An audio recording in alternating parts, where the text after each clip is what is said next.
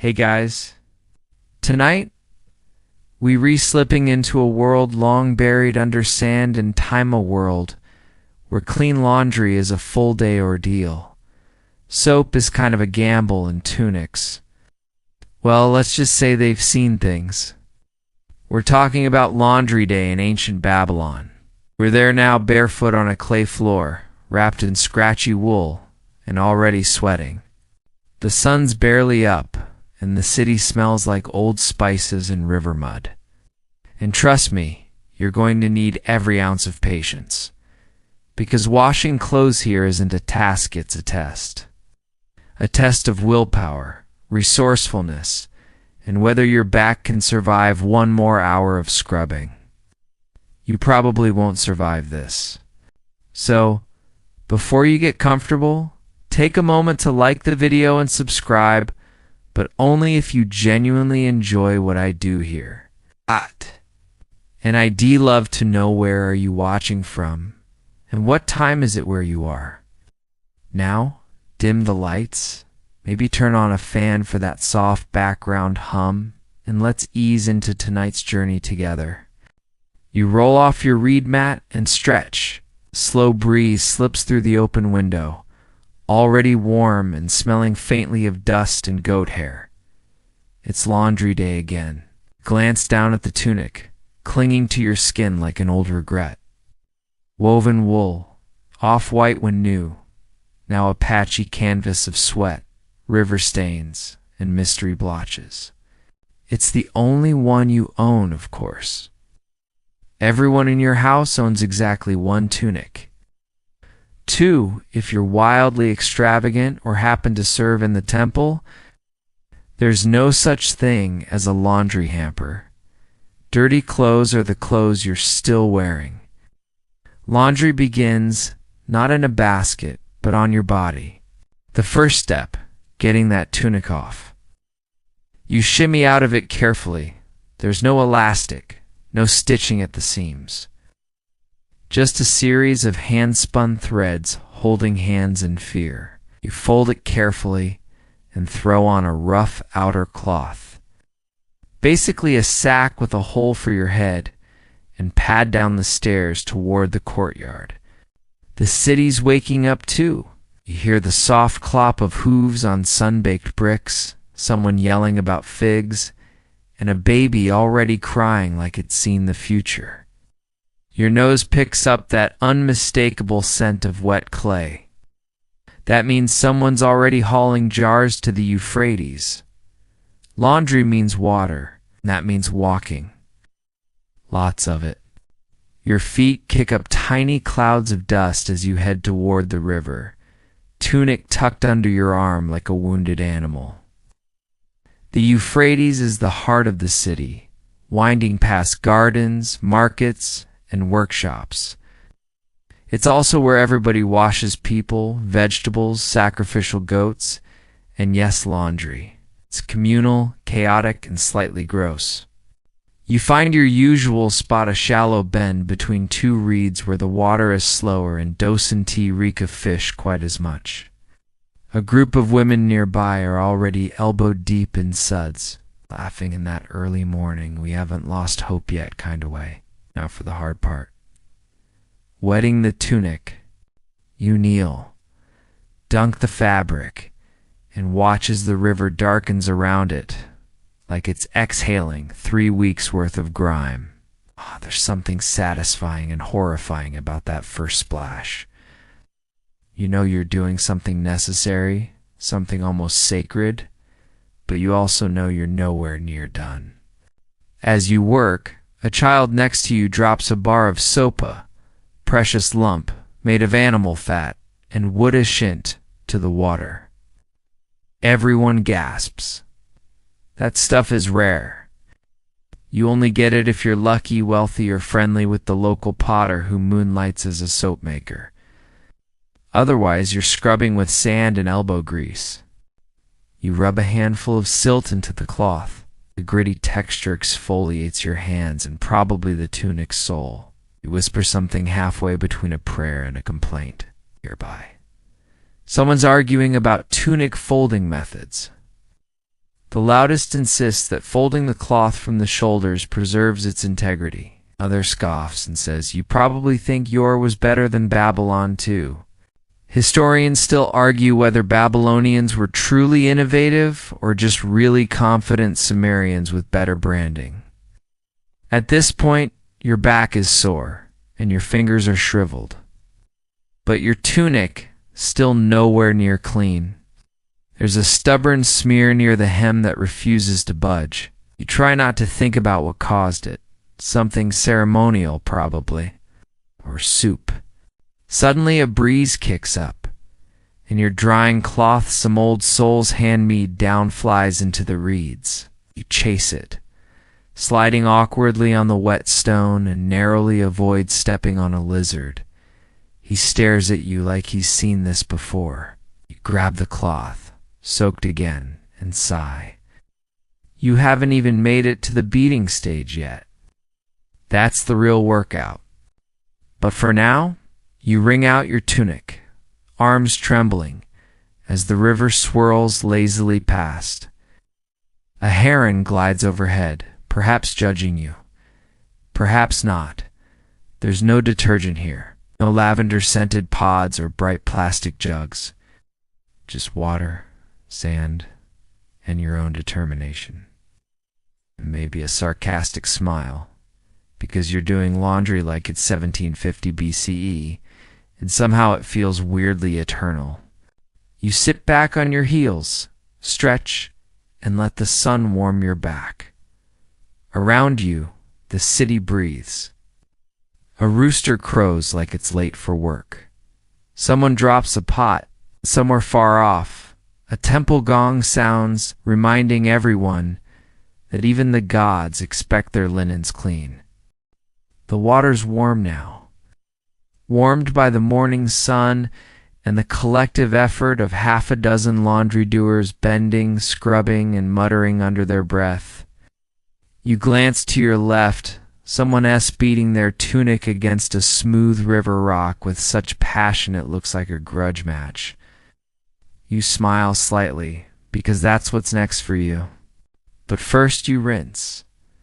Again, you hold your tunic by two corners and swish it in the water like a defiant flag, hoping this will somehow undo weeks of sweat, grime, and the mysterious green stain that smells like pickled onions.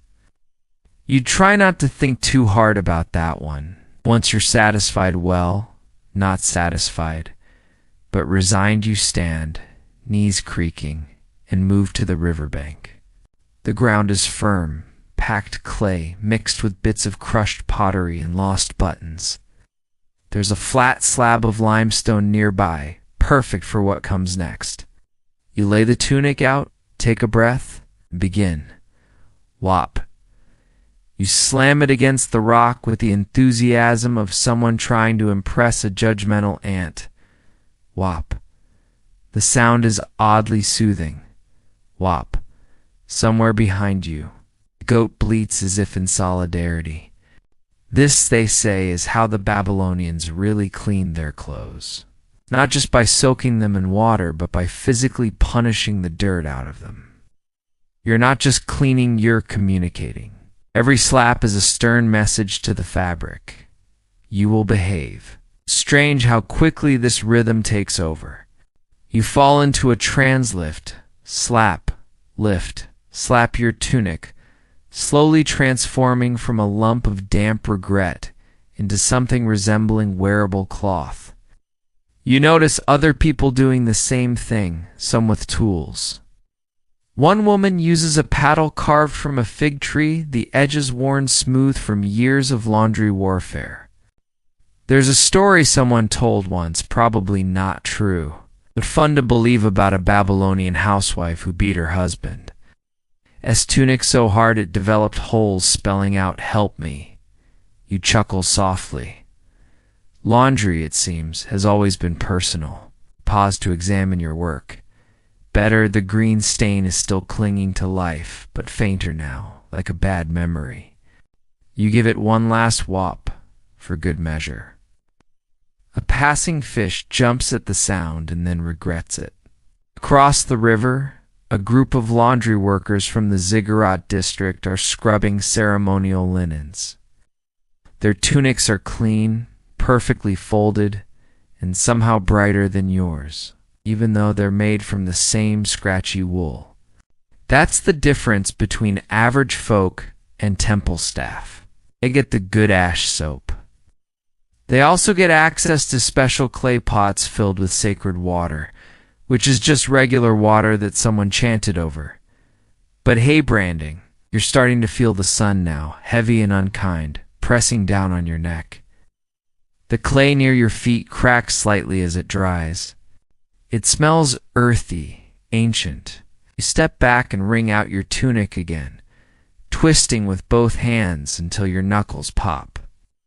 Water dribbles down your elbows and darkens your sandals. Now comes the drying. You head toward your rooftop flat, sun-baked and empty, except for 2 bricks and a coiled rope. Up here, the wind catches your tunic like it's trying to fly it away. You anchor it with rocks and weigh the edges down with whatever's handy. A broken comb, a smooth piece of shale, a chicken feather. Then you wait. You sit in the corner, legs stretched out, staring at your handiwork as it flaps lazily in the breeze. The smell of hot wool mingles with the scent of distant bread ovens and somehow boiled fish. Babylon always smells like dinner is happening somewhere else. Drying clothes might sound easy, but the real danger is the wind. It lulls you into thinking it's gentle, right before yanking your tunic into the alley below. You've lost garments this way before. Everyone has. Somewhere in the back of the city, there's probably a secret shrine made entirely of runaway laundry. As your tunic dries, your mind wanders. You think about the fullers, those professional laundry workers who soak garments in fermented urine to remove stains. Yes, urine. It's not just rumor. Ancient texts mention this, though some historians argue whether the cleansing pits were used for tanning leather instead. Honestly, if it smells bad enough, it probably served multiple purposes. Still, you're grateful not to be a fooler. They work all day in vats of liquid reek, stomping cloth underfoot like angry grape stompers. They also sing loudly, perhaps to drown out the stink. Their arms are strong. Their marriage is questionable. A neighbor leans out from her rooftop to inspect your work.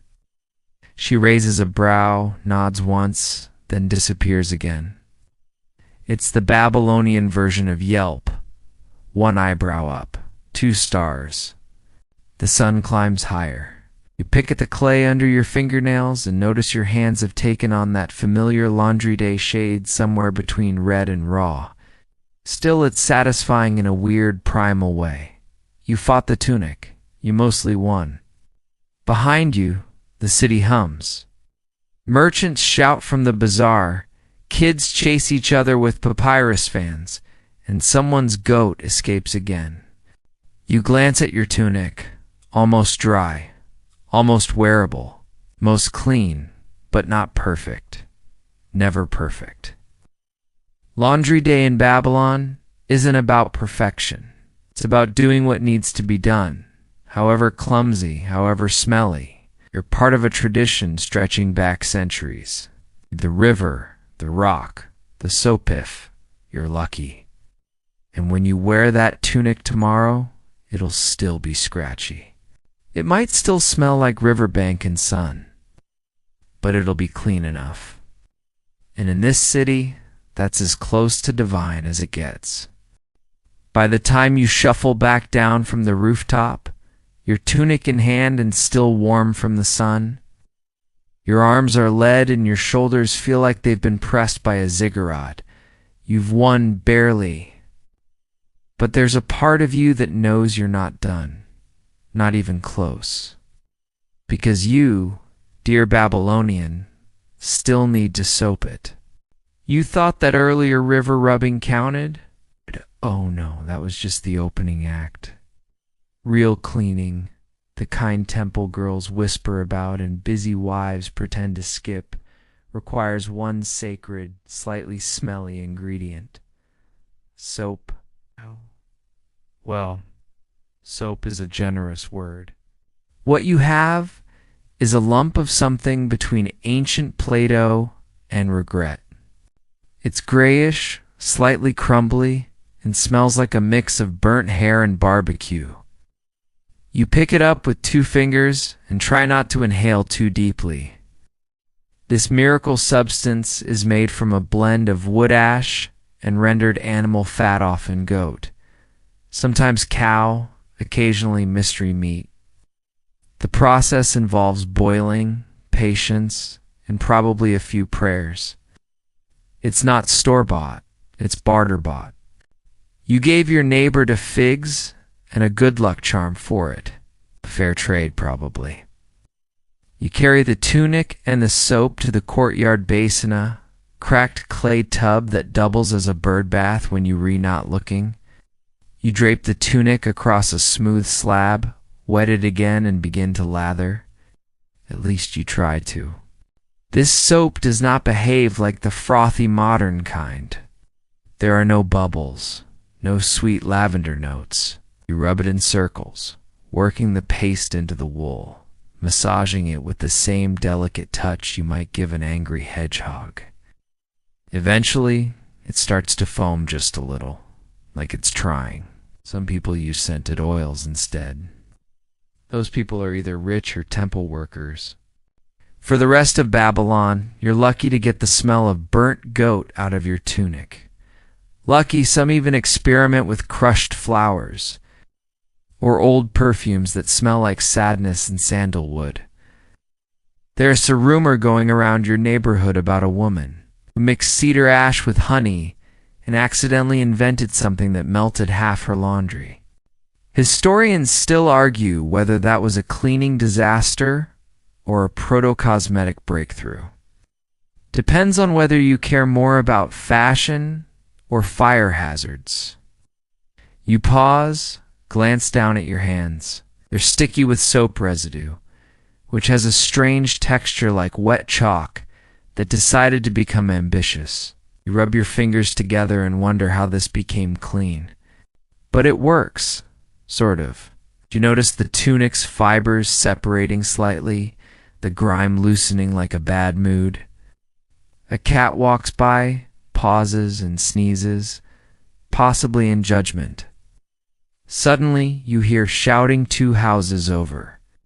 A woman screaming about a stolen tunic. Again, happens all the time. Someone leaves their laundry unattended for 1 hour, and poof, vanished into the alleys. Laundry theft is a serious issue here. There are no lost and found bins in Babylon. If you lose a tunic, you just hope the thief is at least your size.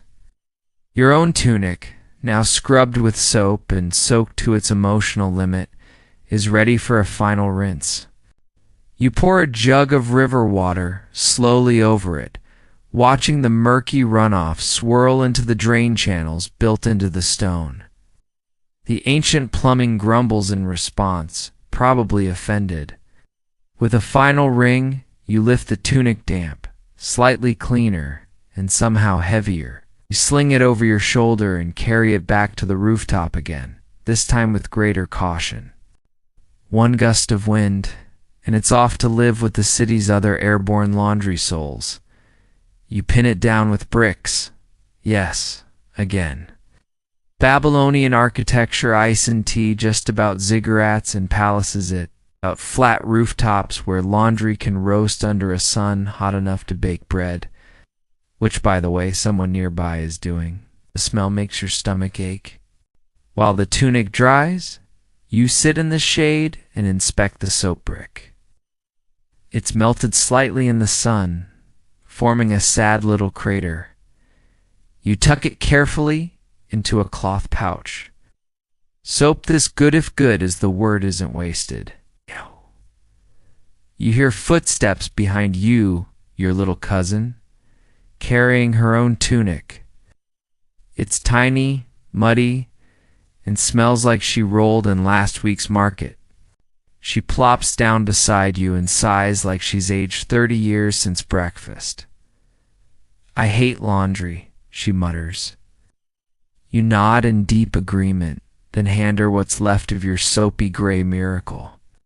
She grins like you just handed her a puppy. "Thanks," she whispers, "even if it smells like roasted duck feet." "It works," you reply. She begins scrubbing with the determination of someone who thinks it might matter. And you watch her, realizing this whole cycle, soaking, scrubbing, soaping, drying, will go on forever. Generation after generation. Goat fat after goat fat. And maybe that's the strangest comfort of all. You hear the sound before you see it. Rhythmic, fleshy thwack, thwack, thwack. Like someone drumming on an overripe melon. You glance over the rooftop edge and spot two foolers down in the alley. Deep in their element, stomping laundry like it owes them money. They work in a sunken pit, ankle deep in a pale yellowish liquid that you instantly regret identifying. The smell wafts up like a warning. Sharp, acrid, unforgettable. It's fermented urine. Yes, really, not a joke. You knew it was coming, but it still hits you like a clay tablet to the face. The Babylonians figured out something strange but effective. The ammonia in aged urine makes a pretty decent cleaning agent. And so, these fullers collect it buckets of the stuff, then soak clothes in it, stomp them clean, and rinse them later in river water. It's disgusting. It's genius. And it works. Sort of. One of them lifts a tunic from the pit and wrings it with calloused hands. The cloth actually looks ... whiter. Brighter. The temple priests pay these guys well for a reason. When your job is to look holy, smelling like old pee is just the price of entry. You return your gaze to your own tunic. Mercifully not stomped in a urine pit, and feel a flicker of pride. It may not glow like temple linen, but it's clean enough. Probably the foolers, of course, take things to another level. They'll slap garments on wooden paddles, beat them until the fibers sigh in submission. And sometimes use additives like sulfur powder, crushed minerals, or even chalk dust to help bleach the wool. Occasionally they overdo it. There's a story about a robe so overprocessed it disintegrated on the altar mid-sacrifice. Historians still debate whether that's literal or a kind of priestly joke. Either way, the robe didn't make it. You once tried to join the foolers. Just once. Back when you were younger and eager to earn a few shekels, you lasted half a day. The smell clung to your skin for a week. Your cousin refused to sit next to you. Even the cat left the house. Now you prefer your method scrub. Soap. Rinse, son. Slower. Sure, but it doesn't require sacrificing your nose. You glance across the rooftop and spot another neighbor, carefully folding her tunic. She does it with reverence, the way someone might fold a sacred scroll. Her fingers smooth every crease. The fabric is stiff, overwashed wool, tends to resist motion like an angry teenager. But she coaxes it into shape. When she holds it up to admire her work, it actually looks ... decent. Folding is an art in Babylon. Everyone has a method. Some fold from the bottom, rolling the hem into tight coils. Others fold lengthwise and then pinch the sleeves in, a method supposedly taught by the priestesses of Ishtar who were said to keep their linen folded. So precisely you could balance a date pit on it without it rolling off. Is it true? Maybe. Historians still argue whether that folding ritual was real or symbolic. But one thing's for sure, your folding skills leave something to be desired. Spread your tunic out. It's dry now, slightly crispy at the seams. And carrying that baked sun smell that is not quite pleasant but definitely better than what it used to be. You begin folding from the shoulders down, but the fabric resists bunching, curling, folding itself in protest.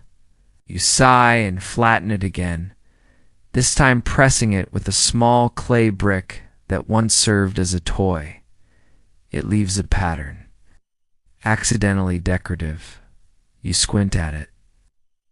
"Nice fold," someone calls from across the way. You nod like you meant to do that. Folding done, you tuck the tunic under your arm and make your way back downstairs.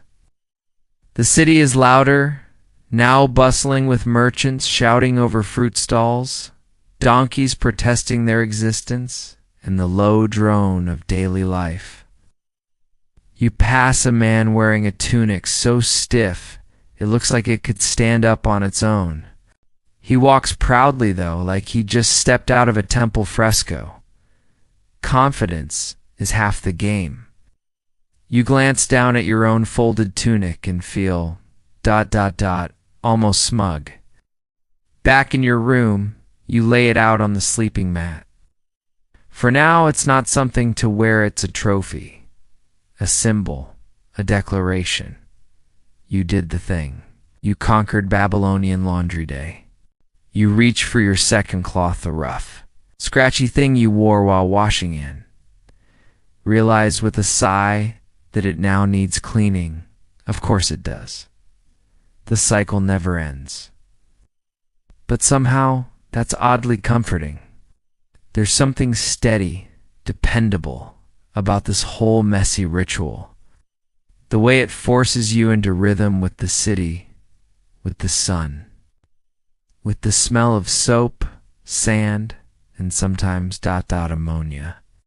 And as you lean against the wall, eyes half closing, the foolers still stomping in the distance, you realize something odd. Even when the world feels chaotic, dirty, and loud, clean tunic helps. The tunic is folded. Your arms are sore. Your nose is faintly singed from the soap. But you're done for now, except you're not. Because in Babylon, laundry doesn't end when the clothes are clean. It continues with a strange and sacred tradition, preserving the tunic's life at all costs. See, fabric isn't cheap here.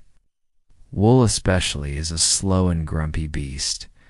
You've seen it yourself, wool being sheared from equally grumpy sheep, spun by hand on clay spindles, then woven into cloth on looms that squeak like they're telling secrets. Each tunic takes hours, days to make. So when you finally have one, you cling to it like it's a family heirloom. And often it is. You pick up an old tunic from the corner. It's not yours, it belonged to your grandfather, or maybe his grandfather. The fabric is thin in some places, thick in others, a wild patchwork of fixes and mends and hopeful repairs. The armpits have been re-sewn with a thread made from flax. The hemline is a different color entirely. And stitched across the front is what looks like a faint decorative star, which you're pretty sure started as an ink stain. Every Babylonian family has one of these, a tunic too loved to let go, too worn to be worn. It's a cultural artifact and a practical necessity, passed down like a family recipe, except it smells a bit more like dust and boiled onion. You lift the fabric and hold it up to the light. It glows at the edges, translucent, almost mystical. You imagine your great-grandfather walking through the market in it, bartering for figs.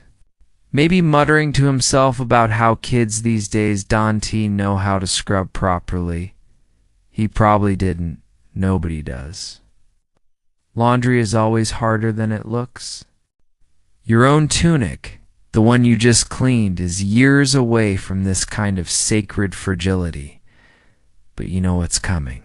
Eventually, it will sprout its first hole. And that's when the real tradition begins. the art of mending. You pull out your sewing kit, a pouch made from dried goatskin, and find the little copper needle.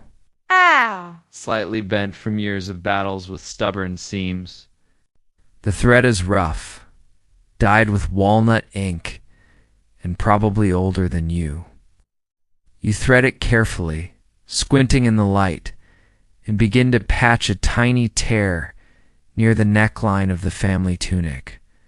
Stitch by stitch, you anchor the past to the present. And as you work, your mind drifts. You remember the first time you wore this tunic as a child, how it dragged on the ground behind you like a royal train. You remember getting scolded for wiping your hands on it after eating stew? You remember the time a friend spilled fermented pomegranate wine down the front, and you tried to hide it by dyeing the whole thing red? It worked, sort of. Some historians argue whether Babylonian clothing customs were more practical or symbolic, whether people patched their clothes purely out of Nador, whether it also meant something deeper. But sitting here needle in hand, you know the truth. It's both. Every stitch says, this mattered. This mattered enough to fix. You glance over at your cousin, who's trying to patch her own tunic now.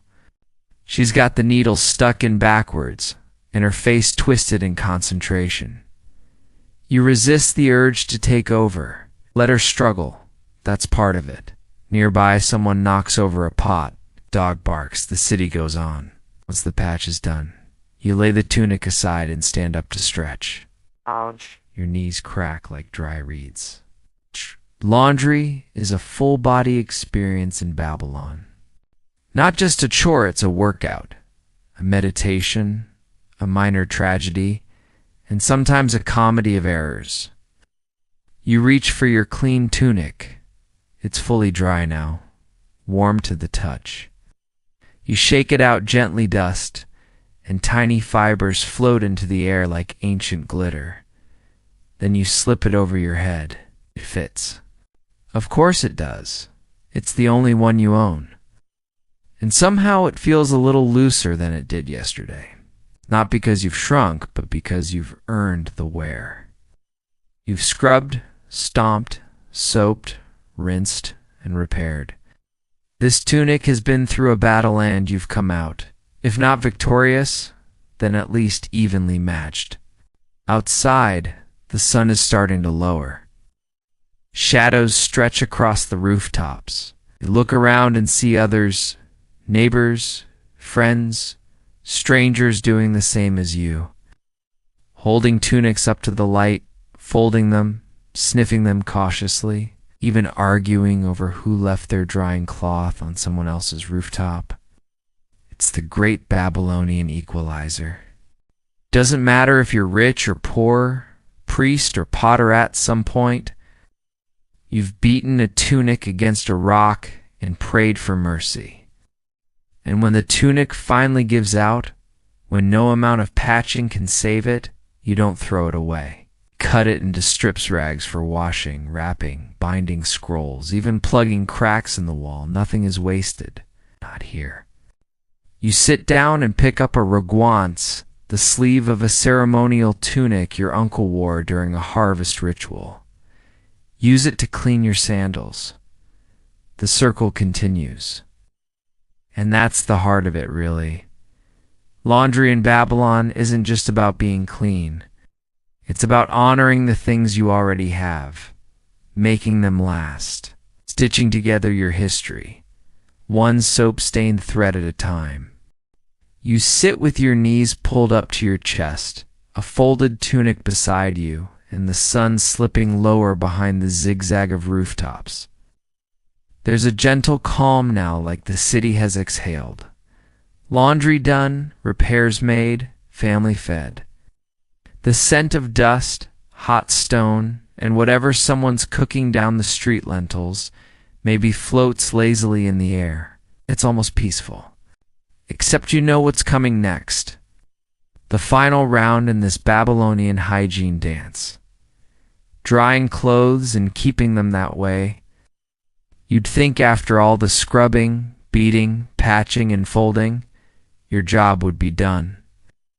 But no, clean clothes are fragile, their cleanliness even more so. The moment your tunic touches a dusty floor, a damp wall, or heaven forbid a sneezy goat, it's over. Babylon is not a clean place. Streets are made of dirt and garbage. The wind is full of sand. People sneeze like they mean it. And no one, not even the King of Kings, is safe from an ill-timed dust storm. You hear a rustle wind. Not strong. It's just enough to lift the hem of your clean tunic and threaten to drag it off the ledge. Press it down with a rock your trusty tunic anchor and sigh. Why does it always try to escape right after you clean it?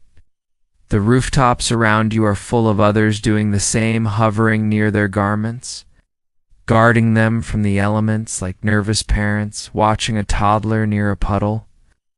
Laundry here is a group activity. It's a social ballet of cautious optimism and collective frustration. To help clothes dry faster, some people press them under clay slabs. You've tried it.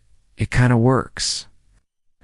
But it also makes the fabric stiff enough to scrape your elbows when you put it on. Like armor, but sadder. You wander over to your neighbor's rooftop. She's using the 3 rocks method. Tunic stretched flat, 1 rock on each sleeve, 1 on the hem. It's clean, dry, and tauntingly white. You raise an eyebrow? Sacred water? You ask. She grins. 2 drops. Blessed by a priest. You both laugh.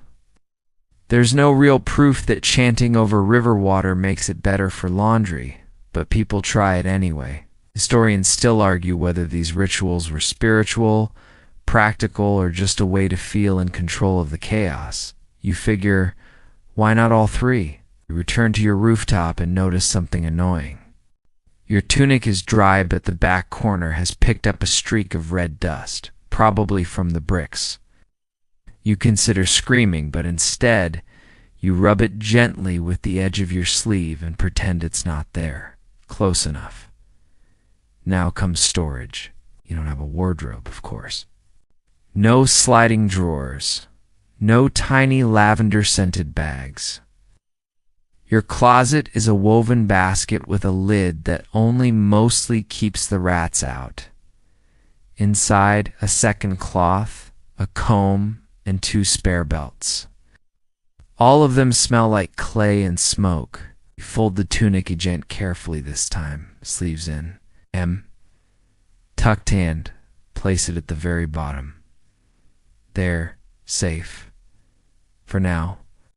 Your cousin appears behind you, holding up a tunic that's clearly still wet and hoping you won't notice.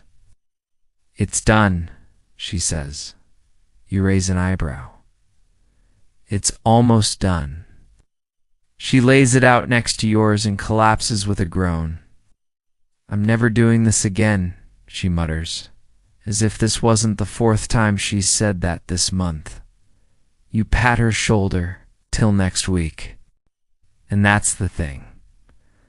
Laundry isn't a big event. It's a cycle, one that repeats like the river's flow or temple chants in the morning. You don't conquer it. You just survive it. Week by week, tunic by tunic. A man walks past in the alley below. His robe is almost dazzling. Too bright, suspiciously clean. People turn to look. Someone whispers, "Temple servant." Makes sense. Only they get access to the really good stuff, filtered water, crushed mineral paste, even imported perfumes. You've tried perfume once? Someone gave you a drop of myrrh oil and you dabbed it behind? Your ear like you de-seen priestesses do. It lasted 2 hours, then melted into sweat and wool like everything else. You scratch your arm and feel the unmistakable sting of yep, a tiny lice bite. Welcome to Babylon. Clean doesn't mean sanitized. It just means less awful than before. Bathing helps, of course. Don't. Public bathhouses dotted the city, fed by water from aqueducts or wells. You've gone before, scrubbed yourself with a pumice stone until you glowed like a baked fish, then stepped into a tunic so stiff it creaked. But even then you'd still be dusty again by sunset. You plop down beside your cousin, who's now fanning her face with a piece of drying cloth. It smells like lemongrass and desperation. You close your eyes and let the wind wash over you. For just a moment, everything feels still. Quiet. The city hums, but far away. Your tunics are drying. Your hands are sore. And your heart is strangely calm.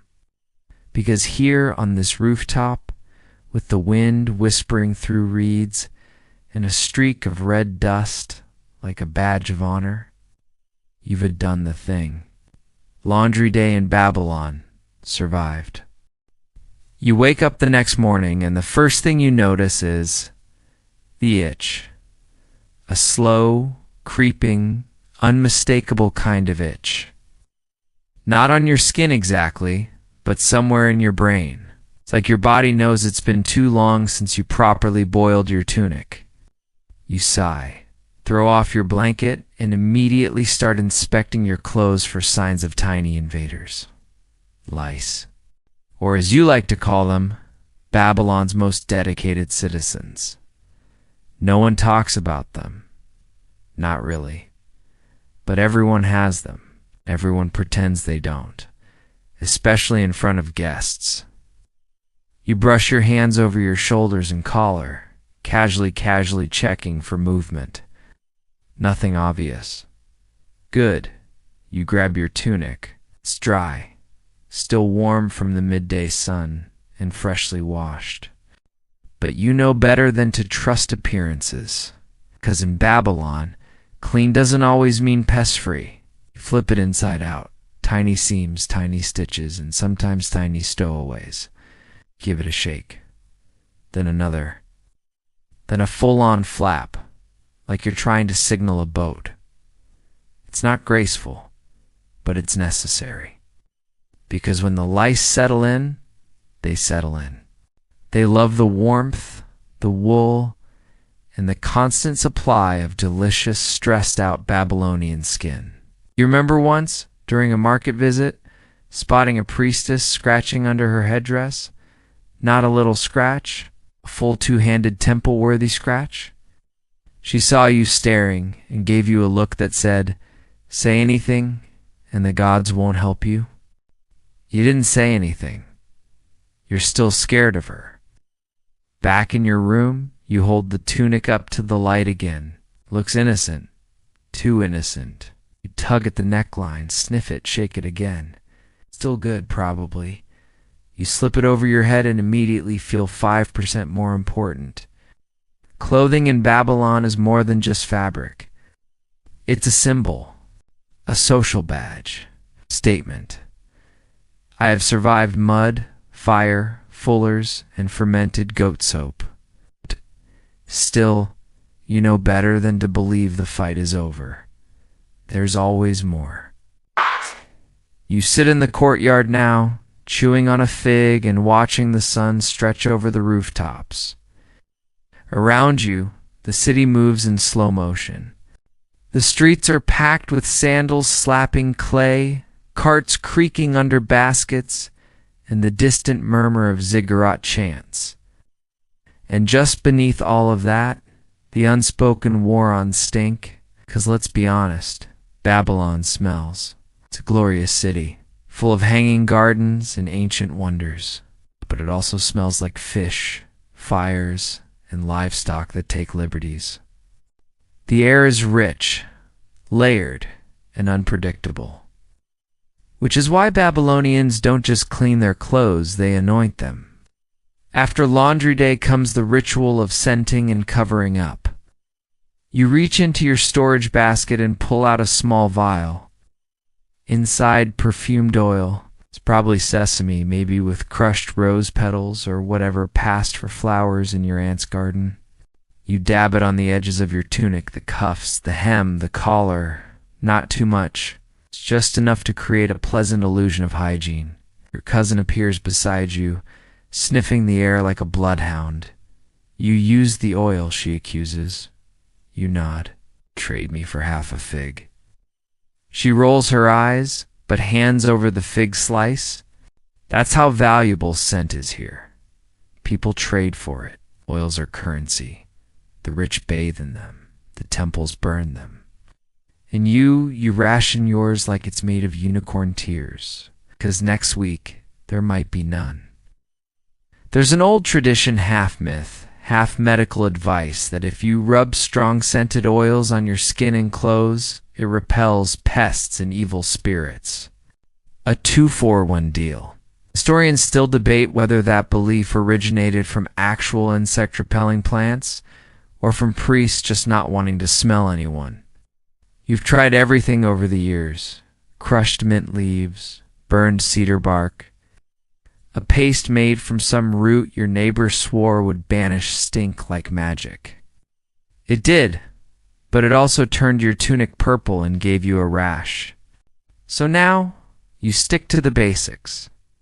A little oil, a quick airing, and a healthy dose of denial. You walk through the market later feeling smug. You look clean. You smell acceptable. Yet no one is giving you side eye. Well, except for that merchant. But he always looks like that.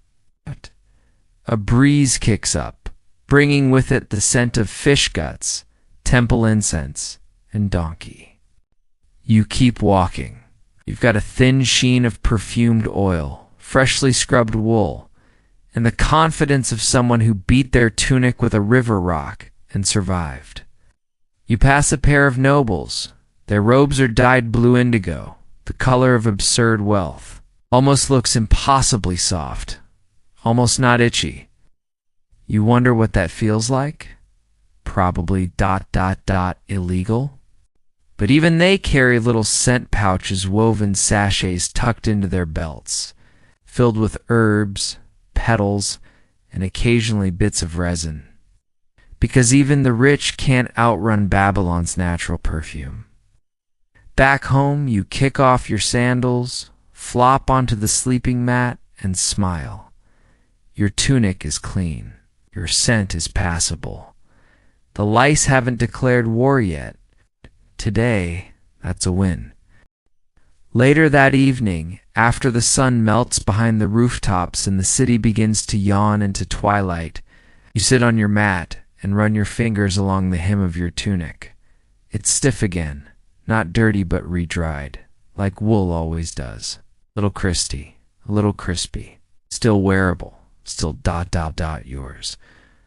But now comes a part of Babylonian laundry life that few speak of directly. Because let's be honest, this tunic still itches. And you have questions? Like, how did anyone in this city ever survive a summer wrapped in wool? The truth is, wool wasn't your only option. But it was the most common. Babylon is hot, yes, but humid too. The flax plant doesn't love Babylon's soil, and the fibers have to be soaked, stripped, spun, and coaxed into something wearable. Most people don't bother. And wool, for all its flaws, keeps its shape. It doesn't tear easily, repels a surprising amount of sweat. And crucially, it was locally available. Yet another once offered you a jar of anti-itch goat butter, which turned out to be regular goat butter he was trying to unload before it spoiled. You've tried most of those tricks. None worked, except the butter. It's about survival. If it holds together, doesn't smell like fermented eel, and doesn't collapse when you sneeze then, it's a good tunic. It made you smell like breakfast for a day and confused several stray dogs. Historians still argue whether that belief was religious law or just high society gatekeeping. You're pretty sure it was both.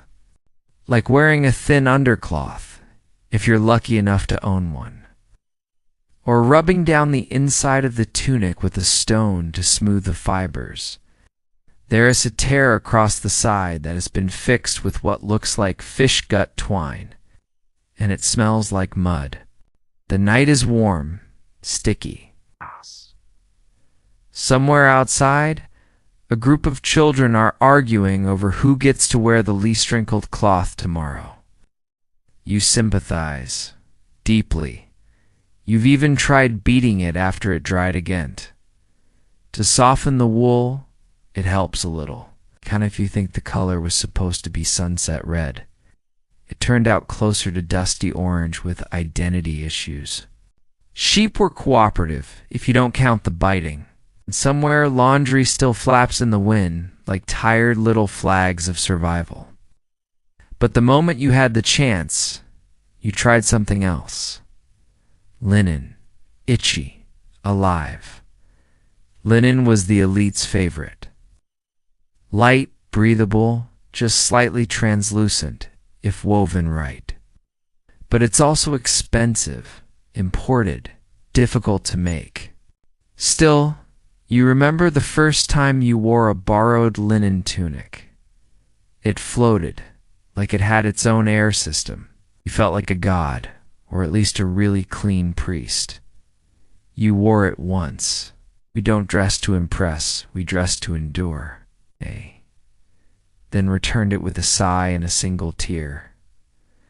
Some say linen was sacred, that priests and kings wore nothing else, that wearing it uninvited could offend the gods. Back to your own tunic. It's made of rough wool, hand-woven by your grandmother, and dyed using pomegranate skins and onion peels. But you love it, sort of. You twist around to reach the seam under your arm and scratch. Wool, always with the itch. You remember hearing a market vendor claim that rubbing your tunic with olive oil could soften it. Another swore by soaking it in milk. Still, you learn tricks over time. The truth is, Babylonian clothing isn't about comfort. You lie back now, tunic freshly cleaned and only mildly scratchy, and stare at the wooden beams above your head. Your cousin appears in the doorway, chewing on a date and holding a tunic that looks like it fought a battle and lost. "Does this still count as wearable?" she asks. You squint at it. One sleeve is shorter than the other. Only if you stand very still and don't breathe. She nods solemnly. Perfect. That's Babylonian fashion for you. Resilient, mismatched, and somehow always one wash away from disaster. You drift into a daze, remembering something your uncle once said while folding his 10th patched tunic in Babylon Wise Man. Outside, the city buzzes. The oil lamps flicker along the walls. People call out last-minute offers. A donkey sighs dramatically. You close your eyes and scratch your elbow one last time. Clean. Welcome to the world's first fashion struggle. The next morning, your tunic hangs limp on the wall peg. Its wool wrinkled into a kind of permanent shrug, like even the cloth is tired of doing this week after week. You stare at it while chewing on a barley cake, knowing that by tonight it will be stained again by smoke, by sweat, by life. Before you can ruin it, you've got another job, one that's more social than scrubby. Because today, you're headed to the public wash area not to clean, but to observe, trade, and gossip about other people's laundry, yes? In Babylon, laundry is public business. You make your way through winding alleys, past red baskets of onions, goats tied to doorposts, and the occasional pile of sleeping cats. You hang your tunic in a certain way to imply order. You scrub publicly to prove domestic competence. You beat it louder when you're annoyed. You fold it slowly when someone's watching. The public wash area is already humming with activity. A communal basin, a wide, flat slab of worn limestone, and half a dozen people with soaked garments, raised voices, and battle-ready expressions. Laundry for labor, kind of domestic barter system that keeps things humming when coin is scarce. The first thing you notice? Patterns. Every family has their signature, a way of tying tunics, folding sleeves, or reinforcing the collar that acts like a name tag without needing to say a word. You spot a red cross-stitch that marks the stoneworker's son, a triple-threaded neckline that belongs to the baker's apprentice. My cousin smuggled it in under some wheat sacks. It's funny how fabric tells stories and everyone's reading. Laundry is half hygiene, half performance. And then, of course, there's the trade. Because guess what? Not everyone does their own laundry. Not because it helps clean, but because she read on a broken clay tablet that fig juice softens the spirit of cloth. Someone else claims it wasn't a joke that he became a city guard. It's always hard to tell in this city where the humor ends and the history begins. Historians still debate whether that's metaphor or cleaning tip. Either way, she smells amazing. You watch as an older woman face, lined like old papyrus needles, next to a younger man's tunic, and inspects it. It's not technically your job, but she bribed you with half a honey date, and in Babylon, that's currency. No one's really judging. Not too harshly. Sure, someone will whisper about your weird dye job. Someone else might roll their eyes at your folding technique.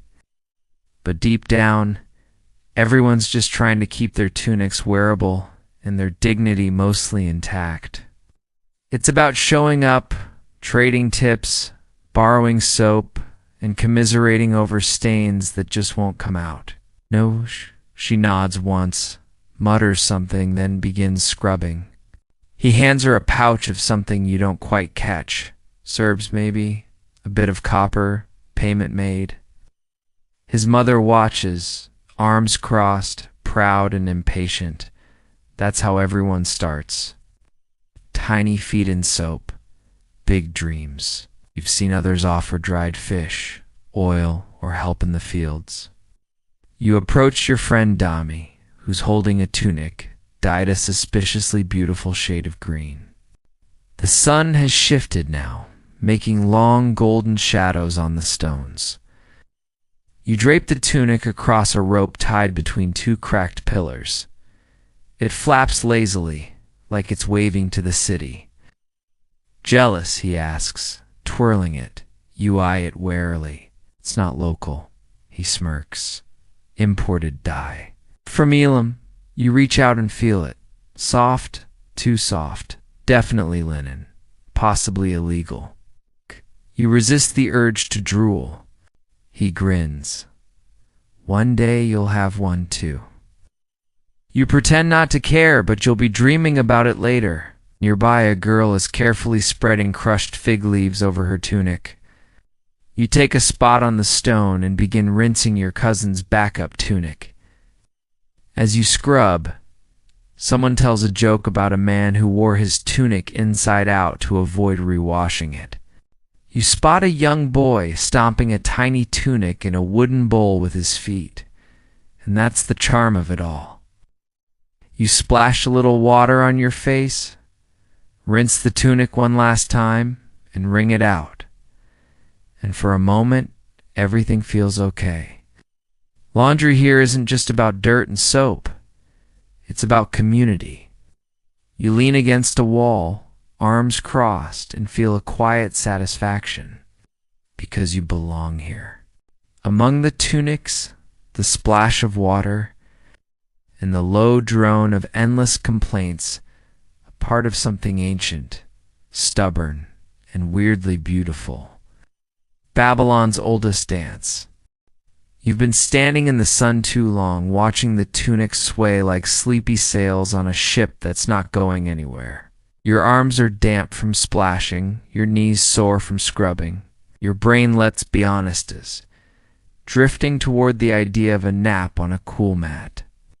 But before you head home, there's one final stop to make. Because as any respectable Babylonian knows, laundry isn't truly finished until you offer it to the gods, or at least not in their general direction. You gather your folded tunic and walk slowly through the twisting lanes, navigating between fruit vendors, half-snoozing donkeys, and one particularly grumpy goat that always tries to bite your elbow. You pass by homes with laundry fluttering from wooden poles, each cloth whispering its family's story. Some are patched, some are dyed, some are so threadbare they barely qualify as clothes, and then you arrive in dozens of tiny tokens, cracked beads, bits of wool, even a few soap lumps hardened into shrines of their own. One of them drops hers in the dust and lets out a scream, so dramatic it could wake a god. You feel that? Deeply. It looks ordinary. But in a way, that's the miracle. You've scrubbed it with your own hands. Then your cousin walks in tunics in hand, eyes wide with dramatic urgency. Battled soap that smelled like cooked onions. Dodged birds, bugs, and neighborhood gossip. And now it's clean, ready for another week. You reach into your pouch and pull out your offering, a bit of thread from your grandfather's old tunic. You place it on the shelf, murmur a few words of thanks, and step back. A small, shrined, barely the size of a market stall sits, wedged between two houses. She watches you, wide-eyed, clearly impressed by your technique, which is mostly just angry circles and hopeful prayers. And that's all you need.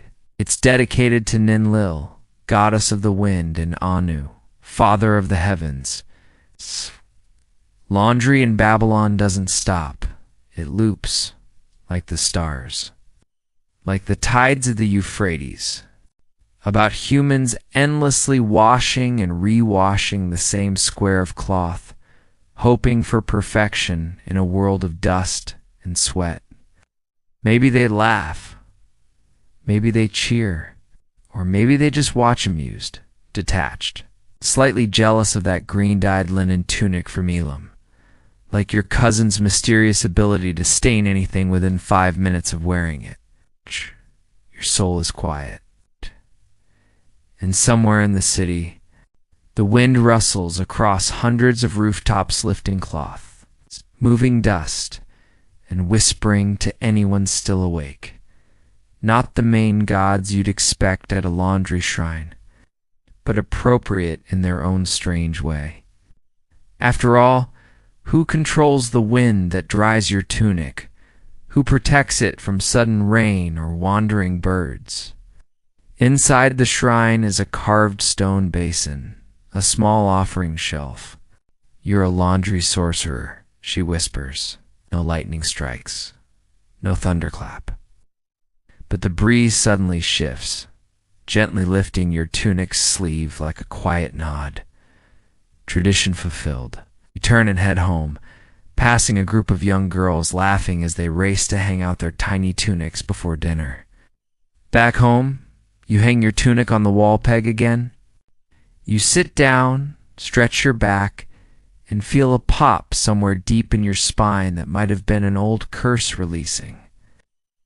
There's a spot, she whispers. You look, it's small, barely there. Maybe pomegranate juice, maybe ink, possibly jam. Hopefully not blood. You sigh and rise from your mat, already reaching for the soap brick like a battle-worn general. You wet the tunic corner and begin scrubbing again, muttering under your breath. After a few minutes, the stain fades. Not gone, but faded enough to fool a neighbor from 10 feet away. You hand the tunic back with a solemn nod. She clutches it to her chest like a sacred relic. I know, She disappears, and you return to your mat, arms folded behind your head, staring up at the thatched roof above.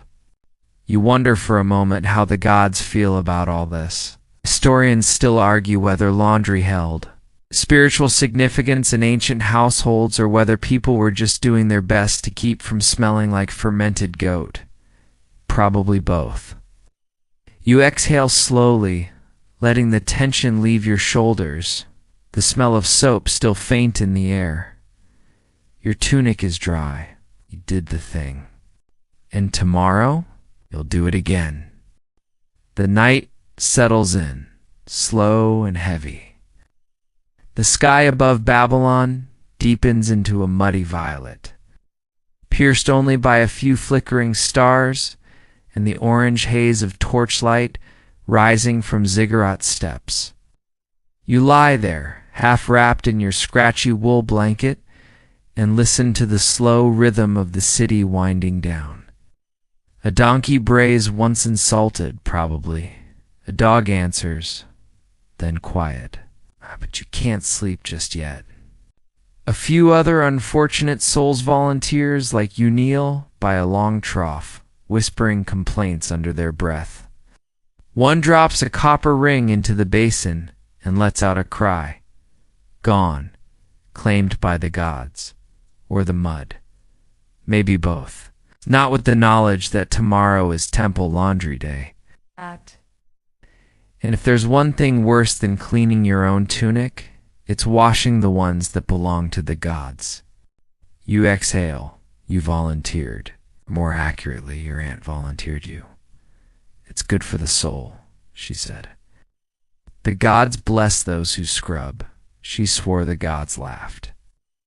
Others say the gods turned her into a laundry sprite who now haunts the temple basins, folding socks no one remembers owning. Historians still argue whether that's metaphor, punishment, or bedtime story, just in case any divine ears are nearby. So you carry a arm stretched like you reholding a baby eagle-land. Place it inside a screened alcove where it will dry slowly, safely, in silence. She also said it builds character, but mostly it just builds calluses. You rinse it carefully in fresh water carried from a nearby cistern and poured from a jug shaped like a lion. Everyone here has seen a tunic so fine it felt alive. Everyone's prayed that a stain would vanish. Everyone's considered walking away and pretending it was into your garment that turned pink in the rinse water. It's the pressure, the knowledge that one wrong move and you might be the first person in Babylon history excommunicated for wrinkling a sleeve. You gently pat the fabric with a cloth and lay it flat on a white dusted slab. The gold hem glows in the light, almost smug. You rise early, before the sun dares show its face. The streets are quiet, the ground still cool. You survived. Not everyone does. Well, metaphorically. Carry with you a bundle of supplies. Soap paste, an extra cloth for kneeling. You pour slowly as if baptizing a child. Then the scrubbing. Carefully, reverently. Your fingers work the fabric in soft spirals. Try not to think about how many curses might rain down upon you if you tear the wrong seam. And a tiny jar of crushed herbs, supposedly good for whitening tunics and warding off divine judgment. Woven from wool so fine it feels like touching water, with a gold-threaded hem that shimmers like it knows secrets. You stare at it for a long time before daring to even touch it. This is not just clothing. It's sacred cloth steeped in ritual, weighted with prayer, and somehow already dirty even though it's only been worn twice. The temple laundry courtyard is already busy when you arrive. You're tasked. The high priest's outer garment. You lay it gently over the stone and begin. Soap first.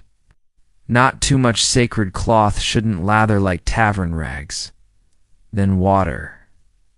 Cool, not cold. The temple servant walks by and nods.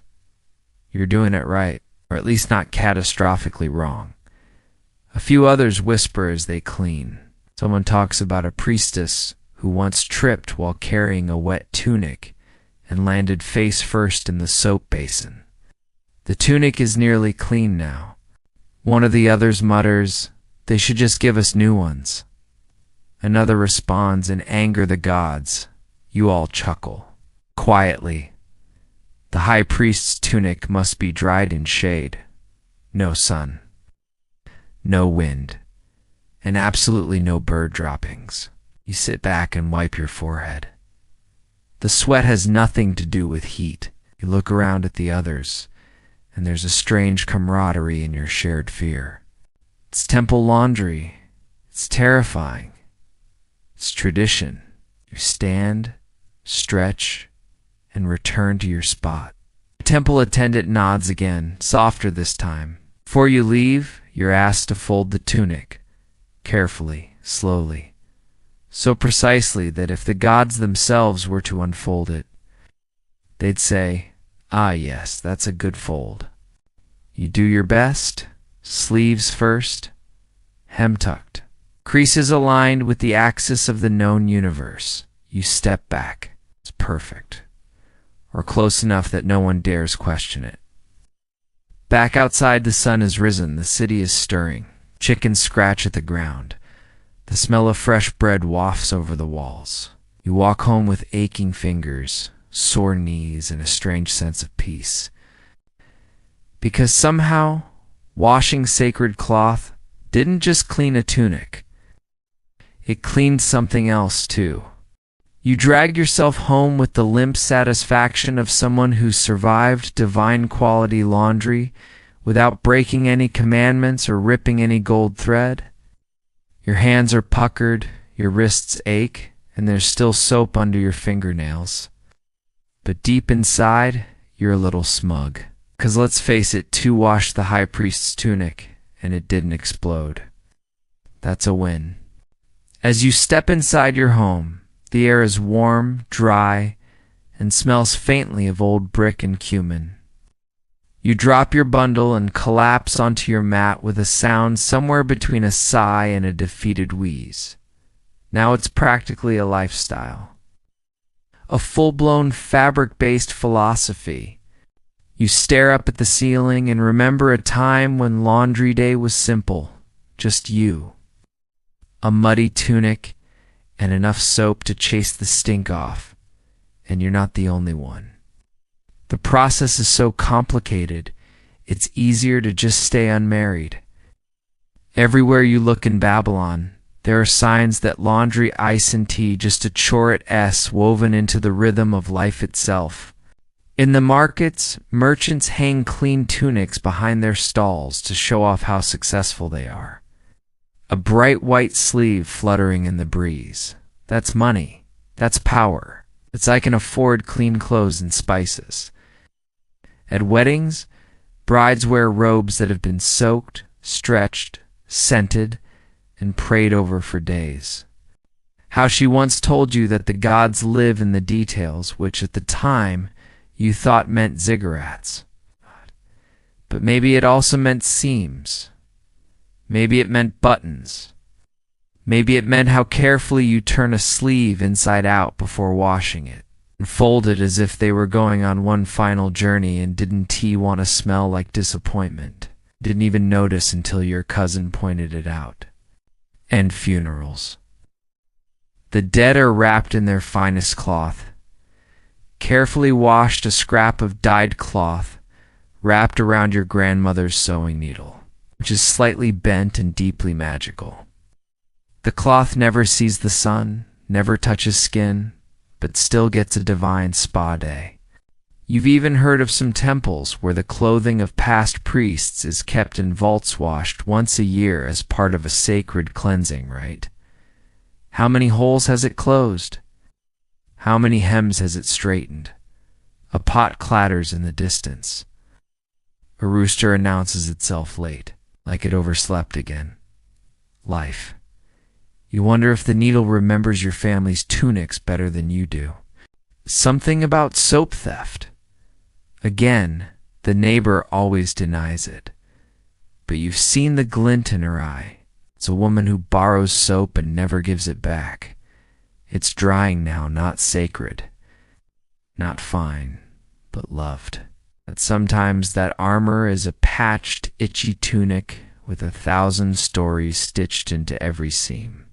Historians still argue whether these rituals were symbolic of spiritual purification or just a very ancient form of textile anxiety.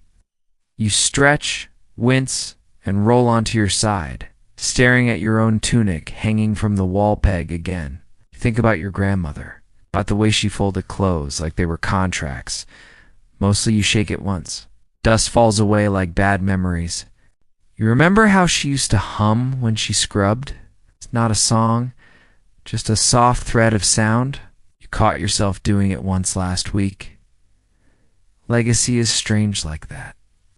Clean cloth and a full stomach, that's what you call civilization. You sit up now and reach for your laundry kit. It's not fancy. Soap brick, half used. A bone comb for teasing out threads. You open the cloth and stare at the needle for a long moment. There's something comforting about it. Ancient, quiet, sharp in all the right ways. Outside, the street sounds begin to rise. A boy runs past, yelling something about figs. You hear your cousin arguing with a neighbor. You tie the laundry kit shut and tuck it away. Tomorrow, there's another tunic waiting.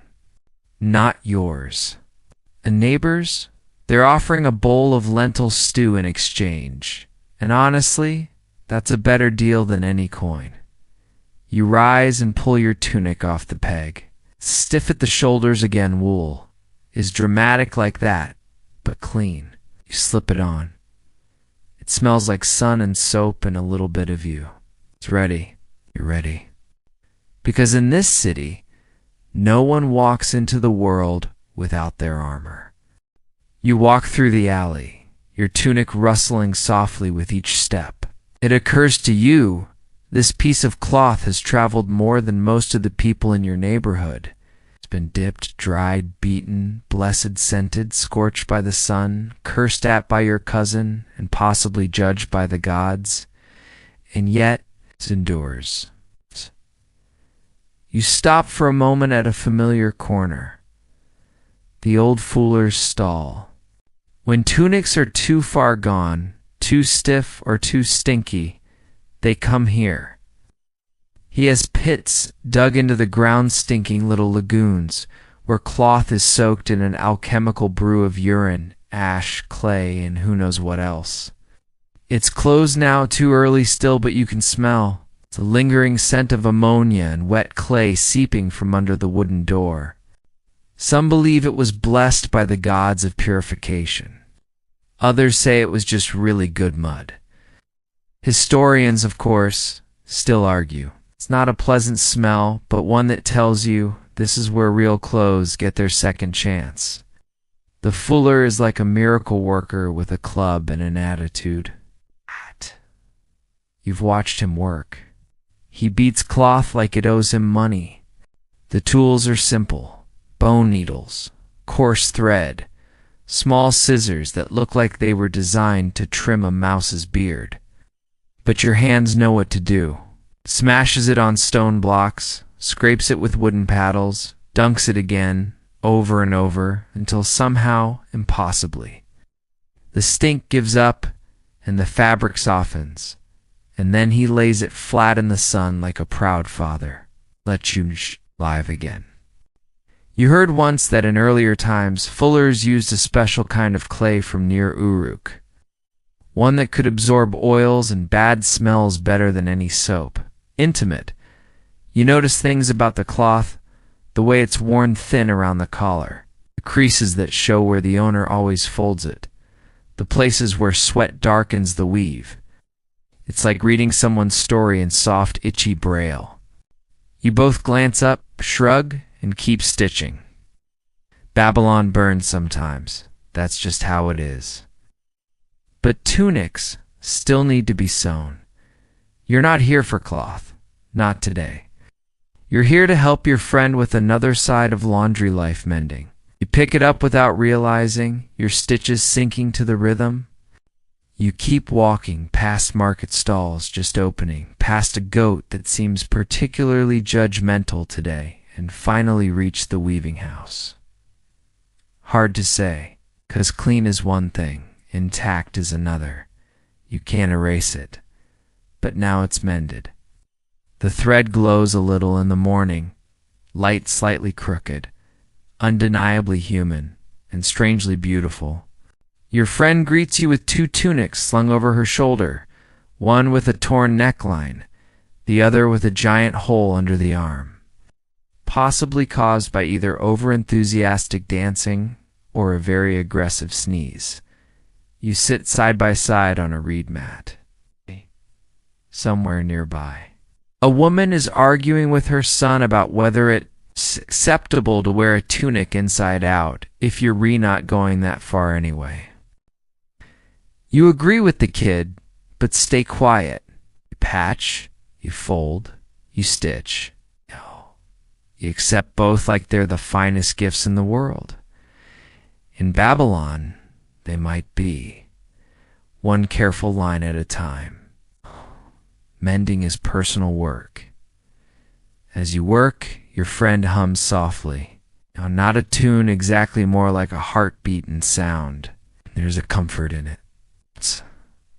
Outside, someone shouts about a fire near the granary. You finish one seam and turn the cloth right side out. Tears still there, of course. Your friend touches the patch and smiles. Stronger than before, she says. You're not. Because it's true. The tear didn't ruin it. It made it more real. You sit in silence for a while after that, just letting the city breathe around you. Eventually, your friend offers you a date and a mug of warm barley drink. And as you sip, you realize mending isn't just about fixing cloth. It's about fixing faith in tunics, in people. The idea that something old and tired can still be worth the effort. The day stretches long and golden across the rooftops, dust dancing in the sunbeams like lazy stars. You're on your way home again, tunic mended, stomach full of barley drink, fingers stained with thread dye and satisfaction, folded too many times on one side. You suspect his wife did it in a hurry, the old woman sweeping the step. Her robe is frayed at the bottom, but beautifully frayed soft, symmetrical, a sign of age and pride. As you walk, something curious happens. You start noticing everyone else's laundry. His shirt is so stiff it clinks. Either it was over-dried or someone tried to starch it with salt water again. You wince on his behalf. That man over there, his tunic is spotless, yes, but the sleeves are uneven. And the merchant's boy dashing past with a bag of raisins. Clothing, here is a language, and you are suddenly fluent. You pass by a group of neighbors gossiping under the fig tree, each one lounging in their best casual tunic creased, just right to look effortless. But you know they ironed those sleeves under a hot bowl 2 hours ago. You can tell. You nod with respect. Babylon, after all, is not a fashion capital. It's a fabric battlefield. Everyone's just trying to survive one more wear without someone pointing out a mysterious stain. You reach your door and pause before going inside. The city sounds quieter now, more settled. A few kids giggle as they hang miniature tunics on a line with dried reeds for clothespins. One slips off and lands in the dust. They all scream like it's been murdered. You smile. That was you once. It's probably last week, but something feels different now. Like it carries not just the dust and sweat of your week, but also a kind of quiet, woven wisdom. Inside, your cousin greets you by waving a tunic like a victory flag. Smell it, she demands. The temple courtyards, the gossip slabs, the barter baths of sweat and lentils. You do? It smells like ... soap and ash, maybe a faint touch of mint. Control a world that's often wild and boiling and ruled by mud, heat, and goats that refuse to stay in their pens. You never told anyone, but it's still there. Faded, soft, but legible. A single word. Strong. She beams. I added crushed mint leaves to the final rinse. The answer's probably yes. Tunic flutters around your knees as a breeze brushes past you, lifting the air in that specific way that only happens when the sun tips just low enough. You nod. Bold. Refreshing. Slightly edible. It's my new signature, she says, already making plans to trademark it. You admire her confidence, even if you're pretty sure it'll attract ants. You take your own tunic off the peggies, again give it a last check. Still dry, still cleanish, still yours. You think back over the past few days, the foolers with their pits of stinking transformation, the sacred tunics treated like delicate scrolls, the stitched-up sleeves carrying stories in thread. Laundry in Babylon isn't a side quest. It's the game. Patchy, sun-dried, maybe a little itchy but still standing. It's the way people connect. Care. Historians still argue whether Babylon's laundry customs were rooted in practicality, symbolism, or a deeply ingrained collective obsession with sweat. You brush a wrinkle from your tunic and suddenly remember your grandmother again, the way she once stitched a secret word into the inside seam of your first robe. You don't need fancy linen from far-off cities, or dye made from beetles and noble tears. You have this tunic, this city, this story. You step outside again just to feel the last light of day. A boy across the way sneezes into his sleeve. His mother scolds him for ruining the clean tunic. He looks at it like it betrayed him. You chuckle, you've been there. You'll be there again, 'cause laundry never ends. Loops. And in Babylon, that loop is life. So you fold your arms, stand tall in your well-worn, well-washed, well-earned tunic, and smile like someone who's seen the truth behind the folds. It's not about being spotless. It's about showing up, still folded just right. The evening slips into night like ink soaking into parchment, quiet, slow, and strangely final. The sky overhead is a deep, endless velvet, pierced by stars that blink like they're trying to stay awake. Babylon exhales, and you're standing by your door, one hand resting lightly on your tunic's seam, listening to the distant splash of water somewhere down the alley. Someone, somewhere, is still washing something.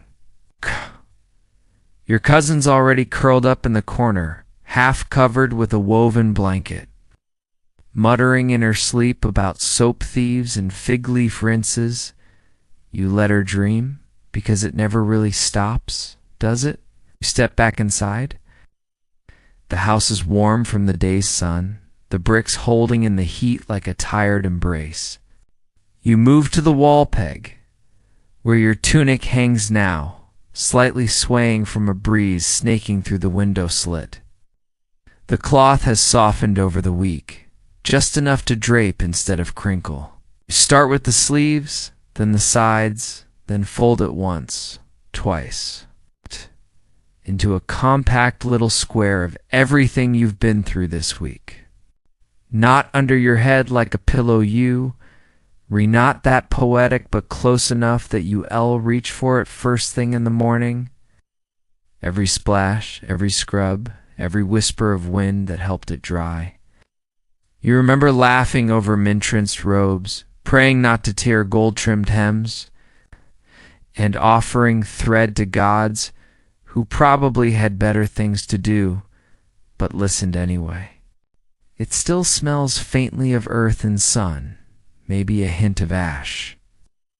Taxes could strip your coin, and neighbors could steal your soap, was one of the few things you could do for yourself. But to you, that's not a flaw. That's a signature. You brush a loose thread from the hem and fold it slowly, reverently. It's not just laundry, but you know the truth. You lived it today. Oh, you've lived it all week. The stitched sleeve of your friend's tunic patched so beautifully it made you pause. It's a ritual, a meditation. Promise that tomorrow, when the world inevitably gets dusty again, you'll still be here, soap in hand, sleeves rolled up, ready to face the fabric. You place the folded tunic next to your mat. You lie down. The mat creaks under your weight. The roof above you groans as it cools. Somewhere nearby, a nightbird calls out once, then falls silent. The city holds its breath. You remember the temple cloth you washed, the green dye from Elam. You remember how soft your grandmother's humming was, and how harsh the fooler's words could be. Laundry in Babylon was never just about cleaning. It was about care. And in a world where floods could drown your crops with your own hands, your own water, your own breath, historians still debate whether the people of ancient Mesopotamia truly valued these rituals, or whether we modern minds simply romanticize them. Laundry wasn't a task. It was a rhythm. And now you let it fade. Wind down begins the night, stretches longer now, its edges softer. Your breathing slows, syncing with the faint hum of the city, the gentle hush of fabric swaying in the breeze, the muted rustle of a sleeping dog turning over on clay. Everything has quieted. Even the stars seem to blink more slowly.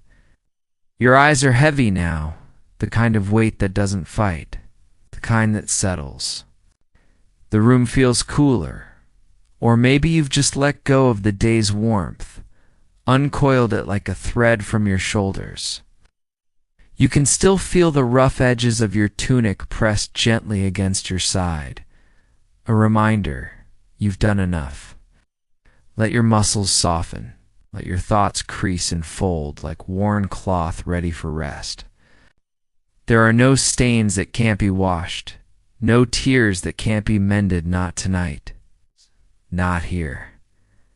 Tomorrow will come with its usual dust and demands, but for now, it's distant. Nothing needs to be cleaned. Nothing needs to be folded. Nothing needs to be remembered. Only this stillness, this breath, this slow unwinding. Us. You are safe. You are clean. You are exactly where you need to be. And so, with the last rustle of cloth in the dark and a whisper of wind through the shuttered window, you sleep. And before you drift all the way into sleep, just a quiet thank you from me to you for sharing this moment, for letting your mind wander through the soft folds of ancient history. If this story helped you relax, unwind, or simply forget the day for a little while, I'd be so grateful if you hit that subscribe button, not out of habit only, if it truly brought you peace. Wishing you the gentlest dreams. And I'll see you again soon, right here. Good night.